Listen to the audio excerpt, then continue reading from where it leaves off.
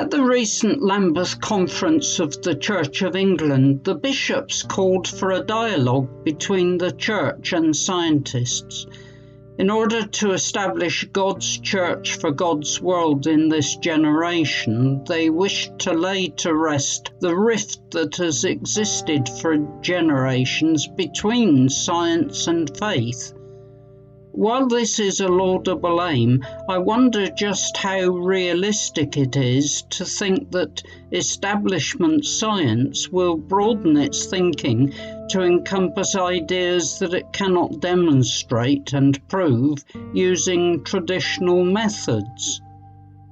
Chapter 13 of the Wisdom of Solomon says, "Men who had no perception of God were foolish by nature. They diligently search while living among his works." If they had the power to know so much that they could investigate the world, how did they fail to find sooner the Lord of these things? People are continually searching for God. Meanwhile, the evidence of his creation is all around them in plain sight. Why do they fail to realize this?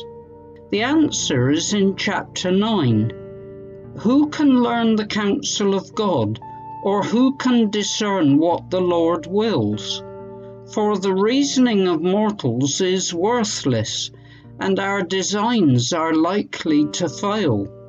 For a perishable body weighs down the soul, and this earthly tent burdens the thoughtful mind.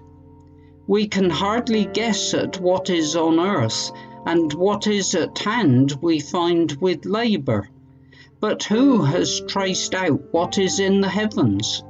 Who has learned your counsel, unless you have given wisdom and sent your Holy Spirit from on high?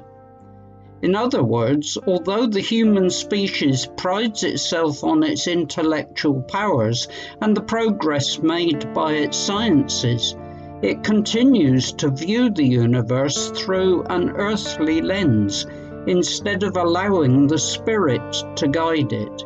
Until it recognizes this fallacy, it will never discover the absolute. So, in trying to reconcile science and religion, we cannot avoid this fundamental difference.